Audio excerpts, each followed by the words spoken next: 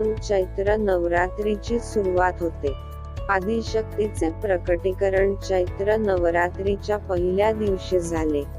या दिवशी गुढीपाडव्याचा सण साजरा केला जातो. मराठी सणामध्ये गुढीपाडव्याला महत्त्व आहे. चैत्र महिन्यापासून वसंत ऋतूच्या आगमनाला सुरुवात होते. त्यामुळे वातावरणात बदल झालेले असतात.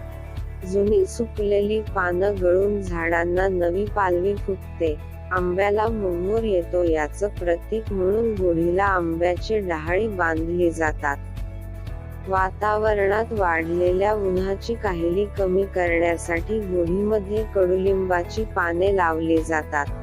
चैत्र शुद्ध प्रतिपदेला म्हणजे गुढीपाडव्या सणाला ओवा, मीठ, हिंग, मिरी आणि साखर हे कडुनिंबाच्या पानांबरोबर वाटून खातात. यामुळे पचनक्रिया